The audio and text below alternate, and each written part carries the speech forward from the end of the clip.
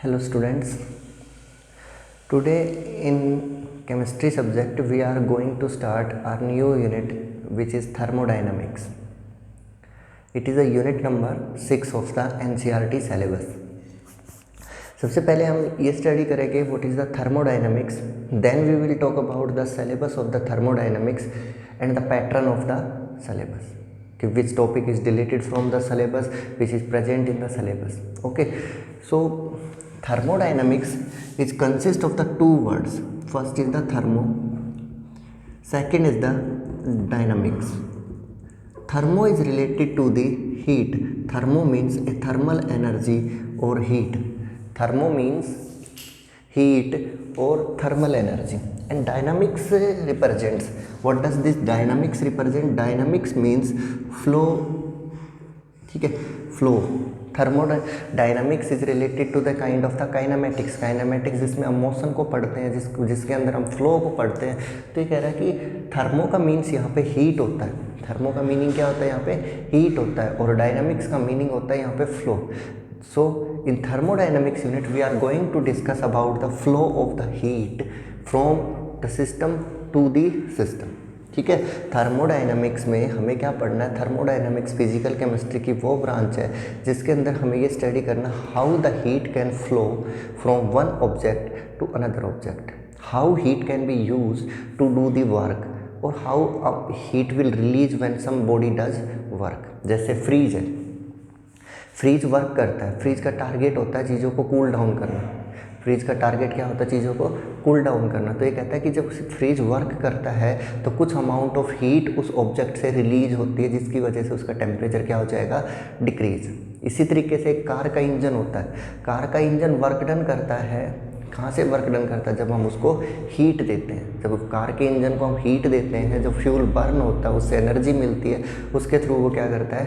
काम करता है. तो यानी या तो हीट देने से वर्क डन होगा, या वर्क डन करने से हमें क्या रिलीज होगी? वहाँ पे हीट. तो फ्लो ऑफ द हीट हमें यहाँ पे स्टडी करना है. The branch of physical chemistry that deals with study of flow of heat from one two another object, which is known as thermodynamics, that deals with the study of flow of the heat from the system or to the system. मतलब एक system से heat release होगी. System means जहाँ reaction हो रही है. उस chemical reaction से हीट रिलीज होगी, या उस केमिकल रिएक्शन को हीट की रिक्वायरमेंट होती है. इन सभी चीज़ों के साथ जो डील करती है उसको थर्मोडायनामिक्स बोला जाता है. तो सबको समझ आया होगा थर्मोडायनामिक्स का मीनिंग है यहाँ पे बेसिकली हीट के फ्लो की स्टडी करना. Thermodynamics means study of the flow of the heat. Thermodynamics means the study of the flow of the heat is generally known as thermodynamics. Now, syllabus की जहाँ तक बात करूँ, सबसे पहले आएंगी इंट्रोडक्शन टू थर्मोडायनामिक्स, जिसके अंदर डिफरेंट टाइप की टर्मिनोलॉजीज आएंगी. What is the system, what is the surrounding, what are the type of systems? Open system, closed system, isolated system. What are the state function, what are the path functions, what are the intrinsic property, what are the extrinsic property, what are the intensive property, what are the extensive property. Means introduction of thermodynamics will include all the basic terms related to the thermodynamics. In introduction to thermodynamics we have to study about the basic terms of the thermodynamics. Next portion will be first law of thermodynamics. First law of thermodynamics. Next will be heat capacity or bomb calorimeter. Heat capacity और bomb calorimeter. Heat capacity and bomb calorimeter. Next portion will be thermochemistry. Next topic will be thermochemistry. thermochemistry that will includes the various kind of heat, that will include the various kind of heat. Heat means heat of solution, heat of neutralization, heat of any kind of reaction, physical change, chemical change. किसी substance को melt करूँगा तो कितनी heat की requirement होगी, किसी substance को boil करूँगा तो मुझे कितनी हीट की रिक्वायरमेंट होगी, इन सभी चीज़ों के साथ डील करेगा आपका thermochemistry portion. After that second law of thermodynamics, second law of thermo and entropy, entropy of system. Next will be Gibbs free energy, Gibbs free energy. And last one will be third law of thermodynamics, third law of thermodynamics, third law of thermodynamics. This is the syllabus of the thermodynamics unit. ठीक है, पहला portion होगा इसमें introduction. Introduction में सबसे ज़्यादा number of terminologies आएंगी, different type of terms आएंगी, जैसे आपका सिस्टम क्या होता है, सराउंडिंग क्या होता है, फंक्शन क्या होता है, वेरिएबल क्या होता है, ये सारी चीज़ें इस इंट्रोडक्शन पार्ट में पढ़ेंगे. और इससे पहले मैं बता चुका हूँ थर्मोडाइनमिक्स का इंट्रोडक्शन, कि थर्मोडाइनमिक्स वो ब्रांच होती है जिसके अंदर हमें ये स्टडी करना how the heat flow can occur and related to the heat flow how the work is done. मतलब या तो आपका फ्रीज या आपका इंजन, ये कार इंजन, ये दोनों एग्जांपल होते हैं थर्मोडाइनमिक्स के एप्लीकेशन के. कार इंजन के अंदर फ्यूल बर्न होता है, कार इंजन में क्या बर्न होता है, फ्यूल की बर्निंग से जितनी हीट लिबरेट होगी वो कार को वर्क डन करने में हेल्प करती है. फ्रीज क्या करता है, फ्रीज काम करता है ताकि उस सिस्टम के अंदर से हीट को विड्रॉ करें और वो कूल डाउन हो जाए. वो पानी रख दिया फ्रीज के अंदर, वो पानी से क्या करेगा, हीट को विड्रॉ करेगा, और हीट को अगर वो विड्रॉ करेगा तो पानी का टेम्परेचर क्या हो जाएगा, decrease. These are the two examples of the thermodynamics. Next one is the first law of thermodynamics. Next one will be heat capacity. Next will be thermochemistry. Next will be second law of thermodynamics and entropy and Carnot engine. Carnot engine. Next will be Carnot engine, which is the application of the second law of thermodynamics, Gibbs free energy and third law of thermodynamics. This is the complete syllabus. इस complete syllabus में से कुछ portion remove कर दिया गया है. Like first portion that is removed is the heat capacity. It is not in the part of the CBSE syllabus. Due to COVID-19, the 30% syllabus of the chemistry, physics और math is removed. सो उसी के अंदर included है आपका heat capacity. Heat capacity also deleted from the syllabus. Next portion which is deleted is Carnot engine, which is the application of the thermodynamics, but अब ये syllabus में नहीं है. Last one is the third law of thermodynamics. Last one is the third law of thermodynamics. ये syllabus आपका delete हुआ है, एक बार देख लीजिए इसको. थर्मोडाइनमिक्स से कौन कौन सा सिलेबस डिलीट किया गया है. हीट कैपेसिटी वाला टॉपिक डिलीट किया है इसने, कार्नोट इंजन डिलीट किया है, और third law of thermodynamics. These are the 3 topics. Okay, तो सिलेबस के बारे में पता चल गया, थर्मोडाइनमिक्स के बारे में पता चल गया. Thermodynamics means it deals with the flow of the heat from the system और टू द सिस्टम. जिसके अंदर रिएक्शन हो रही है उसे हीट देनी है या उससे हीट रिलीज होनी है, उस हीट का क्या यूटिलाइजेशन है, कहाँ पे वो हीट यूज हो रही है, इन सभी पैरामीटर्स के साथ डील करेगा थर्मोडाइनमिक्स. सो इंट्रोडक्शन में पहली टर्म आती है, first terminology is system and surrounding. What is the system and what is the surrounding. ये कहता है कि अगर मैं यूनिवर्स को देखूं, कंप्लीट यूनिवर्स को, that can be divided into 2 part. Universe means हम जहाँ रह रहे हैं वो space. Universe can B divided into 2 parts. First is the system plus second is the surrounding. Universe can be divided into 2 parts, system and surrounding. Let's consider मैं पानी को boil करता हूँ, boiling of water. The pot or the container in which water is boiling is known as system and the remaining part of the universe is known as surrounding. Let's consider we are doing a chemical reaction. Next example है, we are doing a chemical reaction in a glass beaker. We are doing a chemical reaction in glass beaker. This beaker is known as system and remaining part of the universe is known as surrounding. means the part of universe which is under observation, or the part of the universe in which chemical reaction is occurring is generally known as system. Part of universe which is under observation, which is under observation, which is under observation, or the in which reaction or change is going on. Part of the universe in which chemical reaction is occurring is generally known as system. Like beaker जिसके अंदर chemical reaction हो रही है, that is known as system, and the remaining part except this beaker is known as surrounding, है ना। तो जिस part में, जिस पोर्ट में या जिस कंटेनर में या जिस पार्ट में केमिकल रिएक्शन हो रही है यूनिवर्स के, उस पार्ट का नाम सिस्टम रखा जाता है, और रिमेनिंग पार्ट क्या कहलाएगा आपका, सराउंडिंग। लाइक इस कंटेनर में मैं एक रिएक्शन करवा रहा हूँ, केमिकल रिएक्शन, तो इस कंटेनर का नाम सिस्टम रखा जाएगा, और बचे सारे पार्ट का नाम क्या रख दिया जाएगा यहाँ पे, सराउंडिंग। यानी surrounding except system remaining part of universe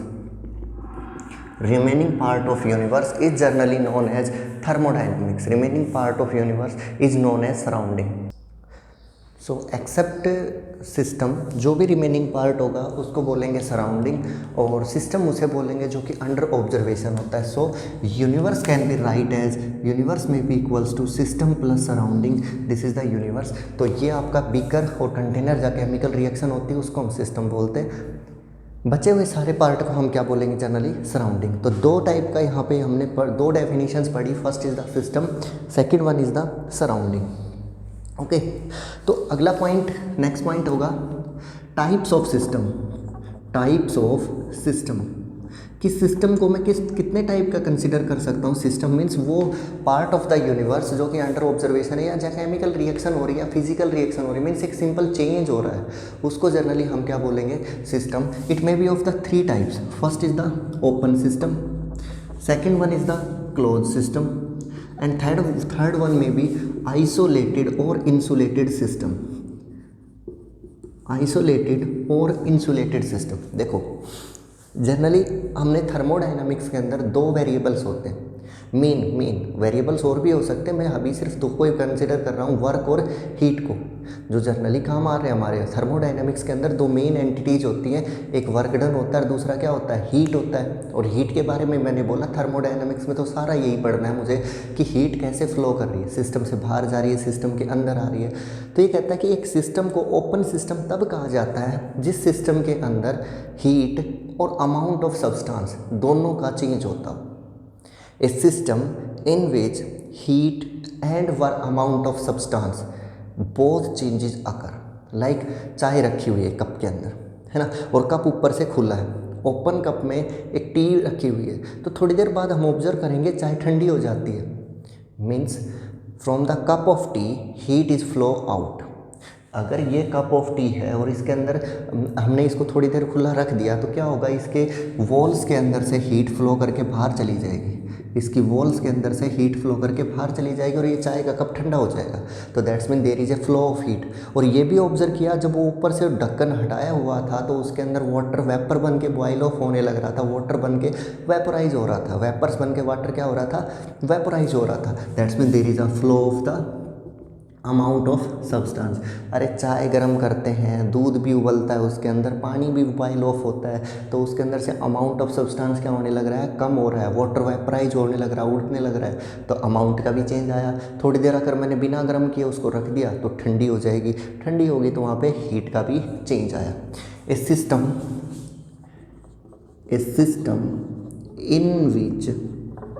in which both heat and amount of substance changes, heat and amount of substance changes is known as open system, is known as open system. A system in which both heat and amount of substance change occurs is generally known as open system. Like tea in a open cup. एक चाय रखी हुई है और चाय को किसके अंदर रखा गया है, ओपन कप में रखा गया है। ऊपर से कप खुला हुआ है, ढक्कन नहीं लगा रखा। तो चाय थोड़ी देर बाद ठंडी होगी और ठंडी होगी तो उसके अंदर से क्या निकल गई बाहर, हीट का फ्लो हो गया। और मुझे ये भी पता है वाटर के वेपर बनने लग रहे हैं, पानी लगातार बॉयल ऑफ होने लग रहा है। तो this process is known as loss of amount of substance. भाई सब्सटेंस ही है, वाटर एक सब्सटेंस है, उसका लॉस होने लग रहा है ना। वाटर सब्सटेंस है, वहाँ पे उसका लॉस हो रहा है, वो वेपर बन के उड़ रहा है। तो that's mean there is the loss of amount of substance and loss of heat. तो एक ऐसा सिस्टम जिसमें हीट का चेंज भी हो और अमाउंट ऑफ सब्सटेंस का भी चेंज हो, उस सिस्टम को बेसिकली क्या बोला जाता है, open system. So what will be the close system, A system in which only heat change can take place,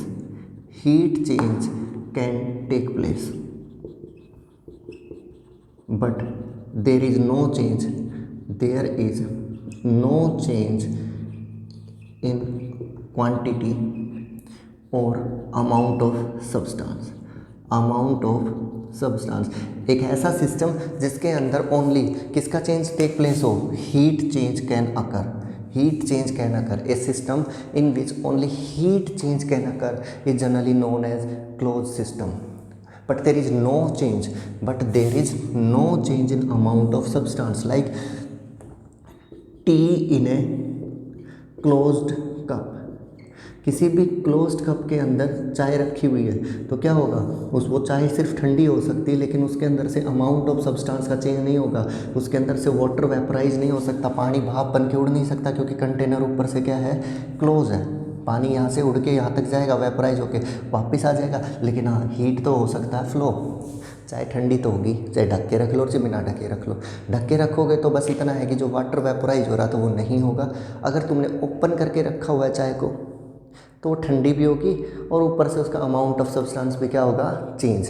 तो close system, A cup of T in a closed cup, A T in A close cup, open T in A open cup. This is the open system, this is the close system and remaining one is the isolated system. समझ भी गए होगे, अगर close system है तो उसके अंदर heat का चेंज होता, अमाउंट ऑफ सब्सटेंस का चेंज नहीं होता। ओपन सिस्टम है तो इसके अंदर दोनों ही चेंज होते हैं, हीट भी चेंज होता है और अमाउंट ऑफ सब्सटेंस भी चेंज होता है। Last one is the insulated. A system in which neither heat nor amount of substance changes। मतलब ये है कि आपने उस चाय को उठा के, टी को उठा के, टी इन ए थर्म इंसुलेटर, चाय को किस में रख दिया, इंसुलेटर में रख दिया। यानी चाय को किसके अंदर उठा के डाल दिया हमने, चाय को डाल दिया किसी भी थर्मस में डाल दिया, थर्मोफ्लास्क के अंदर रख दिया। अब ना तो उसके अंदर से हीट जाएगी बाहर और ना ही उसके अंदर से हीट अंदर आएगी, है ना। थर्मोफ्लास्क के अंदर अगर मैंने चाय को रख दिया तो ना तो उससे हीट अंदर आएगी ना हीट बाहर जाएगी, मतलब चाय ठंडी नहीं होगी, ठीक है। और दूसरी बात, ना ही उसके अंदर से वेपोराइज होकर कोई वाटर वेपर्स बाहर जा पाएंगे, मतलब अमाउंट ऑफ सब्सटेंस का भी चेंज नहीं होगा। तो ऐसे सिस्टम को जिसमें ना तो हीट चेंज हो और ना ही अमाउंट ऑफ सब्सटेंस चेंज होता हो, उसे जनरली हम क्या बोलते हैं, इंसुलेटेड सिस्टम। टी इन ए इंसुलेटर और ए थर्मोफ्लास्क, ठीक है, थर्मोफ्लास्क। लेकिन ऐसा नहीं होता है, ये तो देखा होगा ना, चाय को चाहे थर्मस में रख लेना, कितनी देर रख लोगे, 2 घंटे 3 घंटे 4 घंटे बाद चाय ठंडी हो ही जाएगी, है ना। हालांकि हाँ, यहाँ पे चाय 5 मिनट में ठंडी हो रही थी, 2 मिनट में ठंडी हो जाती थी, यहाँ हो सकता है 10 मिनट बाद ठंडी होगी चाय। यहाँ पे चाय को ठंडा होने में एक लंबा टाइम लग रहा है, 2 से 3 घंटे का टाइम लग जाता है ना। लेकिन चाय ठंडी ज़रूर होगी, T will be cool down.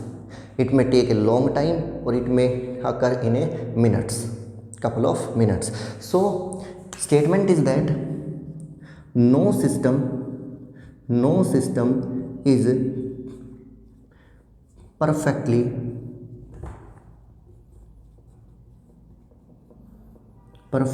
insulated. No system is perfectly insulated या isolated। No system in this universe is a perfect insulator or perfectly insulated. Why? Because there may occur a heat change, but rate of heat change will be very slow. Here heat can change in 2 minutes, it can, here this change can occur in 10 minutes, or here this change may occur in 2 hours or 3 hours. मतलब time की value increase हो जाती है जितनी देर में heat का change हो रहा है. लेकिन हाँ, हीट का चेंज होगा ज़रूर, हीट का चेंज होगा ज़रूर. तो इस सिस्टम को हम जनरली क्या बोलते हैं, आपका इंसुलेटेड सिस्टम. देख लीजिए एक बार. जनरली 3 टाइप के सिस्टम होते हैं, ओपन सिस्टम, क्लोज सिस्टम और इंसुलेटेड सिस्टम. ओपन सिस्टम में दोनों चीज़ों का चेंज होता है. किस चीज़ का? अमाउंट ऑफ सब्सटेंस और हीट का. क्लोज सिस्टम जनरली वो होते हैं जिनके अंदर ओनली हीट का चेंज होता है, अमाउंट ऑफ सब्सटेंस चेंज नहीं होता. और इंसुलेटेड सिस्टम जनरली वो होते हैं जिसमें हीट और अमाउंट दोनों का ही चेंज नहीं होता. Now according to the mathematics there are 2 type of the entities. First is the variable entities. According to the mathematics there are 2 kind of quantities or entities, variables and constants. Variables and constants होते हैं ना भाई. Mathematics में हम 2 चीज़ें पढ़ते हैं, तो न्यूमेरिकल वैल्यू होती, फिक्स होती. लाइक मैंने बोल दिया 26 kilometres, this is a fixed quantity. Like मैंने बोल दिया 26 किलोमीटर, यार मैंने बोल दिया heat is 250 kilo joule, this is the heat. 250 kilo joule heat है मेरे पास, तो ये तो फिक्स क्वांटिटी है. This entity is fixed, variable थोड़ी ना. दूसरा क्या होता है, कुछ क्वांटिटी वेरी करती है, चेंज करती है. जैसे प्रेशर, प्रेशर 5th यूनिट में पढ़ा था. It is a variable. Why it is a variable? It में चेंज विद कंडीशंस. अर्थ के सरफेस पे प्रेशर कुछ और हो सकता है. अगर आप समुद्र के अंदर जाओगे, सी के लेवल पे जाओगे, तो एटमॉस्फेरिक प्रेशर कुछ और हो सकता है. बैलून में आप एयर फ्लो करते हो, जितना आप बैलून को फुलाते जाओगे उसके अंदर का प्रेशर क्या होता जाएगा, increase. That mean this is a variable quantity, है ना. प्रेशर मैंने लिख दिया, that is a variable quantity. लेकिन मैंने लिख दिया distance of 250 kilometre, that is a fixed quantity. Heat of 250 joule, 250 joule is the constant quantity. Variable is a quantity, a physical quantity, a physical quantity whose value changes with, whose value can change is called variable. Clear है? Whose value can be changed is generally known as variable. ठीक है. एक variable का meaning ये होता है कि जिसकी वैल्यू टाइम के साथ या कंडीशंस के साथ चेंज हो जाए, उसको जनरली क्या बोला जाता है, वेरिएबल बोला जाता है. वेरिएबल कुछ भी हो सकता है, like pressure, temperature, volume, amount of substance, work, heat, ये सारे के सारे आपके क्या कहलाते हैं, वेरिएबल्स कहलाते हैं. ठीक है. वेरिएबल्स के अंदर मैं किसी भी क्वांटिटी को काउंट कर सकता हूँ, like pressure, temperature, volume, amount of substance, entropy, ये सारे के सारे, हीट, वर्क, ये सारे आपके क्या होते हैं, वेरिएबल्स होते हैं. देयर वैल्यू में बी चेंज्ड, उनकी वैल्यू क्या हो सकती है, चेंज्ड हो सकती है, वेरी कर सकती है time to time, condition to condition. But what are the constants,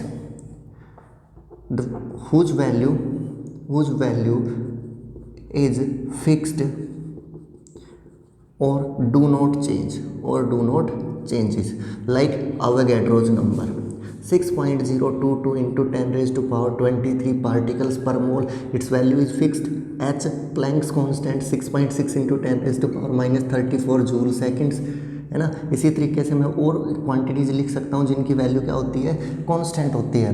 like Boltzmann constant 1.6 into 10 raise to power minus 23 joule per kelvin, है ना. तो ऐसी कोई भी एंटिटी जिसकी value time to time change होती रहती है, उसे बोलते हैं वेरिएबल. और जिसकी वैल्यू एक बार लिख दी गई, that is a fixed quantity. R universal gas constant 8.314 joule per kelvin per mole, ये एक यूनिट होती है आर की और भी यूनिट्स हो सकती हैं. ठीक है. तो जिसकी वैल्यू फिक्स है, that is a constant quantity. और जिसकी वेरिएबल होता है, जिसकी वैल्यू चेंज होती है सिचुएशन के अकॉर्डिंग, एक सिचुएशन में कुछ और वैल्यू है, अगली सिचुएशन में कुछ और वैल्यू है. कहीं पे मुझे वर्क डन कम करना पड़ता है, कहीं पे वर्क डन ज़्यादा करना पड़ता है। लेकिन अवोगाड्रो नंबर की वैल्यू हर किसी के लिए क्या है, कांस्टेंट है ना। Planck's constant, it is a constant value, it is not change. 1.6 नहीं होता भाई, ये 1.334 होता है, ये 1.34 होता है। इसकी वैल्यू लगातार क्या रहेगी, कांस्टेंट। तो इनको जनरली हम क्या बोलेंगे, कांस्टेंट्स। तो ये कहता है कि वेरिएबल्स को जनरली दो कैटेगरीज में डिवाइड किया गया है। Variables are of the two types according to the thermodynamics. According to the thermodynamics there are two kind of variables. First is the state variables, first one is the state variables and second one is the path variables और path functions. Path variables और path functions, function भी बोला जाता है इनको, mathematics में पढ़ भी लिया होगा मैथ पढ़ो ने तो, फंक्शंस। ठीक है, एक रिजल्ट जिसकी वैल्यू किसी वेरिएबल पे डिपेंड करती है, दैट्स मीन वेरिएबल होती है वो वैल्यू, उसको जनरली हम क्या बोलते हैं, फंक्शन। ठीक है, तो दो टाइप के फंक्शन होते हैं, दो टाइप के वेरिएबल होते हैं, स्टेट वेरिएबल और पाथ वेरिएबल। ए वेरिएबल और ए फंक्शन, ए वेरिएबल और a function whose value, which value या whose value depends on, value depends on only initial and final state of the system, initial and final state of system, does not depends on the path followed, do not depends on path followed by the reaction, path followed। ध्यान से देखो इस बात को, क्या समझ में आता है। ये कह रहा है कि अगर किसी भी वेरिएबल की वैल्यू इस बात पे डिपेंड करती है कि इनिशियल स्टेट क्या है और फाइनल स्टेट क्या है, ना कि इस बात पे डिपेंड करती है कि उसने कौन सा रास्ता फॉलो किया। Do not depends on the path follow but depends upon the initial and final state of the system. और पाथ वेरिएबल वो होंगे उस वैल्यू डिपेंड्स ऑन, वैल्यू उस value depends on path followed by the reaction, path followed by the reaction. मतलब initial और final state से कोई मतलब नहीं है, path followed by the reaction.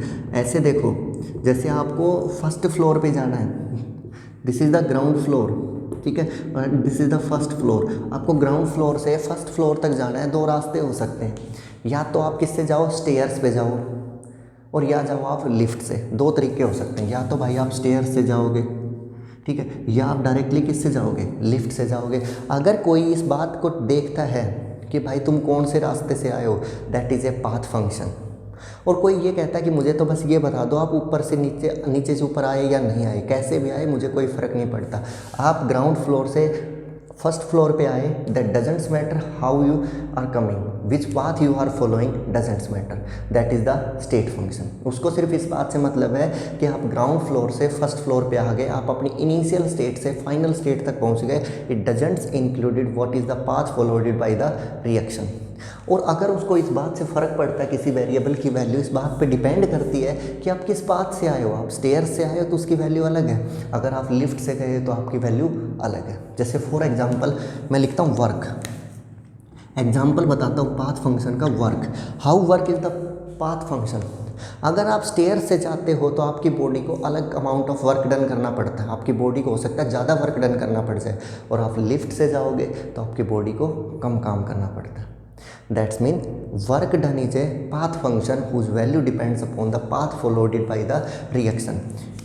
ठीक है, वर्क डन ए से जा रहा है बी तक, और अगर यही रिएक्शन ए से सी जाए और सी से कहाँ जाए, बी जाए, इस रास्ते में उसे W1 वर्क डन करना पड़ता है और इस रास्ते में उसे W2, और कहता है W1 is not equals to W2।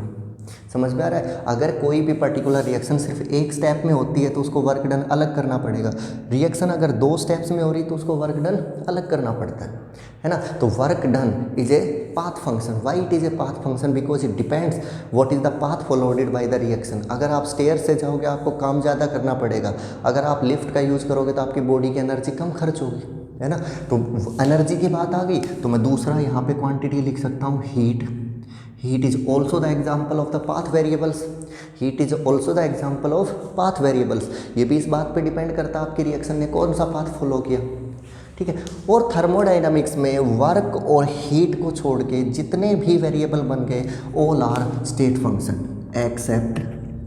Accept work and heat, work and heat, all are state functions, all are state function। बाकी सारे functions आपके state variables होते हैं या state functions होते हैं, like pressure, volume, temperature, entropy, pressure, volume, temperature and entropy, internal energy, ये सारे के सारे आपके स्टेट फंक्शन होते हैं except work and heat. These are the two path variables.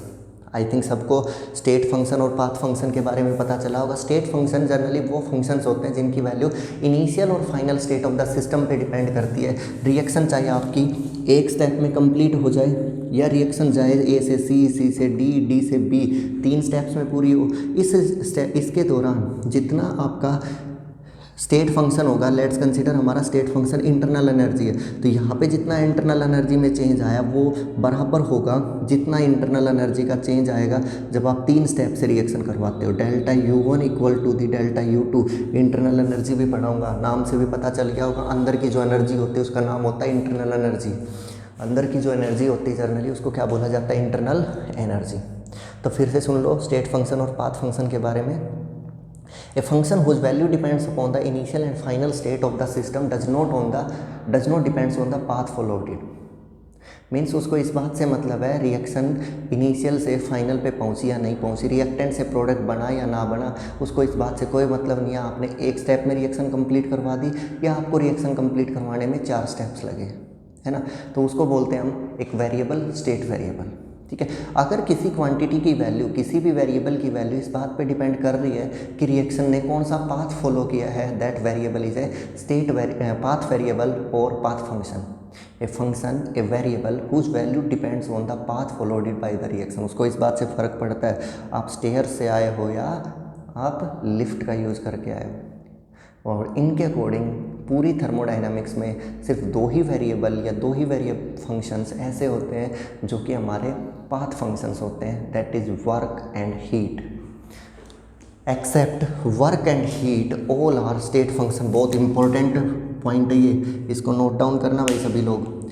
Accept work and heat all functions are state function, only work and heat are path function. ये भी पढ़ाऊंगा मैं कि वर्क और हीट ये दोनों भी स्टेट बनाए जा सकते हैं। कब बनाए जा सकते हैं वो चेक करेंगे। फिलहाल के लिए इतना डीप नहीं, फिलहाल के लिए सिर्फ इतना समझो कि वेरिएबल और कांस्टेंट 2 टाइप की वैल्यूज होती हैं। कांस्टेंट वो वैल्यूज होती हैं जिनको फिक्स कर दिया गया, एक बार यूनिवर्सल कांस्टेंट मान लिया गया, they will not change. But वो वैल्यूज, वो वेरिएबल्स जिनकी वैल्यू कंटिन्यूसली चेंज होती रहती है, वो फिजिकल क्वांटिटी जिनकी वैल्यू कंटिन्यूसली चेंज होती है सिस्टम के अकॉर्डिंग, दे आर वेरिएबल्स और दे आर फंक्शंस, है ना। और ये कहता है कि फंक्शंस को 2 टाइप का माना गया, स्टेट फंक्शन और पाथ फंक्शन, जिसकी वैल्यू इस बात पे डिपेंड करती है कि सिस्टम कौन से रास्ते से जा रहा है, तो वो हो गया आपकी स्टेट पाथ फंक्शन, और जो इनिशियल फाइनल स्टेट पे डिपेंड करता है that is the state function. Okay, so इसके बाद हमने सिस्टम पढ़ लिया, सराउंडिंग पढ़ लिया, सिस्टम ओपन सिस्टम पढ़ लिया, क्लोज सिस्टम पढ़ लिया, ठीक है, आइसोलेटेड सिस्टम पढ़ लिया, स्टेट वेरिएबल्स पढ़ लिए, पाथ वेरिएबल्स पढ़ लिए, ठीक है, ये हम यहाँ तक स्टडी कर चुके हैं। Next is the process. Process, a process is said to be done, a process is said to be done, a process is said to be done, said to be done if system changes its state, system changes its state from initial to final. If system goes from initial to final, reactant converts to product, then we say that there occurs a process. Clear? A process is said to be done if system change its state from initial to final. If there is the condition of, let's consider condition of P1 V1, एक system है जिसकी pressure P1 है और volume कितनी है V1 है। एक system है जिसकी प्रेशर P1 है और वॉल्यूम V1 है। This situation is known as initial situation of the system and it changes to final, and at final situation it became P2 V2। Then we says that there occur a process. अरे common सी बात है, अगर reaction हुई तो process हो गया। Reaction को ही क्या बोला गया? प्रोसेस। वो केमिकल प्रोसेस हो सकता है, वो फिजिकल प्रोसेस हो सकता है, बस वहाँ पे वेरिएबल्स का चेंज होना चाहिए। अगर सिस्टम अपनी इनिशियल स्टेट से फाइनल स्टेट तक पहुंच गया, आप नीचे ग्राउंड फ्लोर से फर्स्ट फ्लोर तक चले गए, that is known as a process. अगर आपने कोई काम कर दिया, that is known as a process. अगर आपने कोई केमिकल रिएक्शन या फिजिकल रिएक्शन करवा दी, that is known as a process. Process means you have to change the state of system from initial to final. Initial represented by 1 and final represented by 2.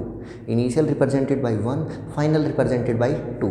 Clear है? Initial state से final state पे अगर आपका system आ गया है, that is known as a process has been done. What are the different type of processes? First process is isothermal. First process is isothermal. नाम से पता चल गया होगा, आइसो मीन्स होता है same, iso means same and thermal means thermal energy और heat और थर्मल टेम्परेचर। थर्मल टेम्परेचर, ठीक है, थर्मल टेम्परेचर और थर्मल सिस्टम। क्लियर है? आइसो मीन्स सेम होता है, थर्मल का मीन्स होता है thermal temperature. If during a process, if during a process, if during a process और during a reaction, temperature, thermal temperature of the reaction remains constant, remains constant. ध्यान से पढ़ो रे एक बार इसको, कि एक ऐसा सिस्टम, एक ऐसा प्रोसेस जिसमें सेम रहे, क्या सेम रहे? Thermal temperature. Process is known as isothermal process. Let's consider initial state पे टेम्परेचर है T1 और फाइनल स्टेट पे कहता है टेम्परेचर है T2, then the change in temperature is dt, that is final minus initial. This is change in temperature. ये कह रहा है कि एक सिस्टम है, सिस्टम के टेम्परेचर में चेंज निकालना। कैसे निकालते चेंज? Final minus initial. कितनी दूर गया? 25 किलोमीटर वाले मार्क से लग के और वो 45 किलोमीटर तक ट्रैवल करके गया वो आदमी। बताओ उसने कितना डिस्टेंस ट्रैवल किया?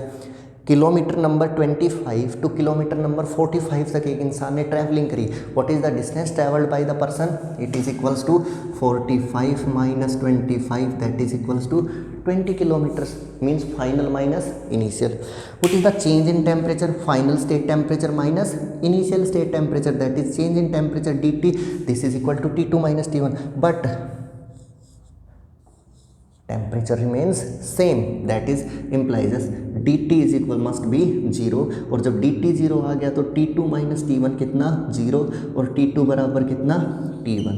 This situation is known as isothermal process. This process is known as isothermal process, a process in which temperature of the system remains constant, means there is no change in the temperature, then it is known as isothermal process. Temperature is initial T1, final temperature is T2, change in temperature is T2 minus T1, and this is 0.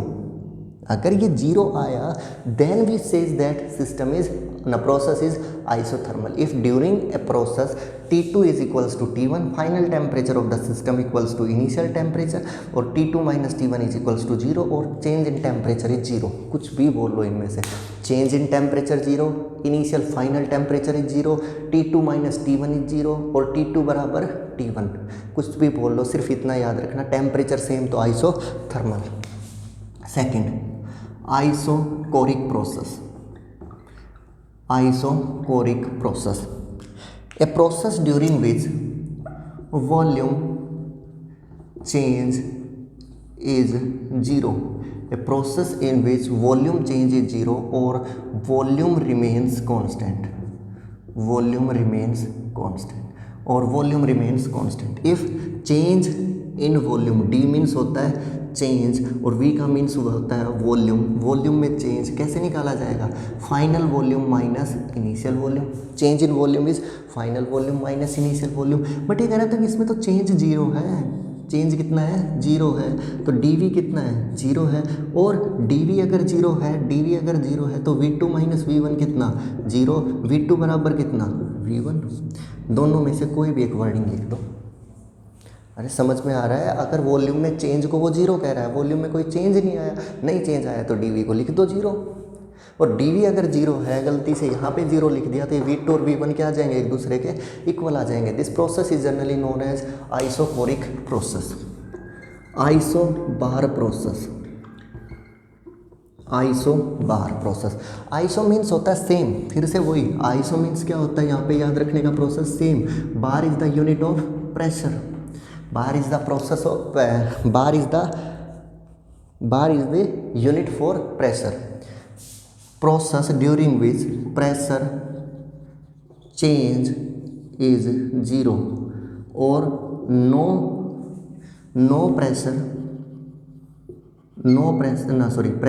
pressure remains constant. A process during which pressure change is zero or pressure remains constant.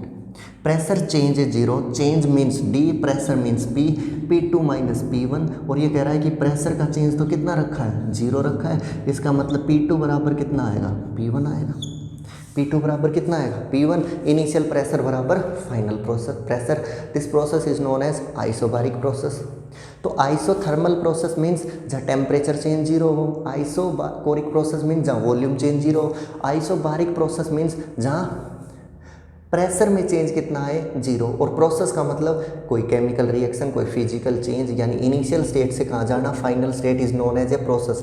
A process is said to be done if a system changes from its state from initial to final. A system changes its state from initial to final. Initial state 1 है और final state 2 है, initial से final गया तो temperature change अगर zero है तो ये बन जाएगा आइसोथर्मल, वॉल्यूम चेंज जीरो है तो ये बन जाएगा टेम्परेचर चेंज जीरो है आइसोथर्मल, वॉल्यूम चेंज जीरो है आइसोकोरिक, प्रेशर में चेंज जीरो है isobar. Last one more type of process is adiabatic process. Adiabatic process, a process in which heat change is zero. A process in which heat change is zero means no heat is given to the system or no heat is released from the system। means heat change कितना है, zero। heat is represented by Q, dQ is equals to Q2 minus Q1 और dQ is equals to 0, Q2 equals to Q1। Means heat में कोई change नहीं आया, system के पास पहले भी उतनी हीट है जितनी फाइनली हीट है। मीन्स इस टाइप के प्रोसेस को जनरली हम क्या बोलेंगे, आपका एडियाबैटिक प्रोसेस। तो मैंने मेनली 4 टाइप के प्रोसेस करवाए, adiabatic process, isothermal process, isothermal process. Next process कराया आइसोकोरिक प्रोसेस, आइसोबारिक प्रोसेस। एक प्रोसेस जिसमें हीट का चेंज जीरो हो, एडियाबैटिक। जिसमें टेम्परेचर का चेंज जीरो हो, थर्मोडायनामिक, आइसोथर्मल प्रोसेस। वॉल्यूम का चेंज जीरो हो, आइसोकोरिक। जहाँ पे प्रेशर का चेंज जीरो हो, आइसोबारिक प्रोसेस। तो इनको जनरली क्या बोला जाता है, आपके प्रोसेसेस। तो आज थर्मोडायनामिक्स में हमने इंट्रोडक्शन पढ़ा, system surrounding, type of system, open system, close system और आइसोलेटेड सिस्टम। फिर उसके बाद हमने पढ़ा यहाँ पे क्या, आपके functions, state functions and path functions और स्टेट वेरिएबल्स और पाथ वेरिएबल। स्टेटमेंट याद रखनी है, सारे फंक्शन स्टेट फंक्शंस होते हैं छोड़ के वर्क और हीट को। इसके बाद हमने पढ़ा isothermal process, isochoric process, isobaric process, adiabatic process. और भी कुछ प्रोसेस होंगे जो टाइम टू टाइम इंट्रोड्यूस होते रहेंगे, हम उनको पढ़ेंगे आगे। ठीक है, अभी हमने उनकी डेफिनेशंस नहीं पढ़ी है इसलिए हम उसको नहीं पढ़ रहे। जैसे iso entropic function, iso enthalpic function, ठीक है, तो उन प्रोसेसेस को बाद में पढ़ेंगे। ओके, तो आपको यही स्टडी करना है फिलहाल। Thank you, that's all for today.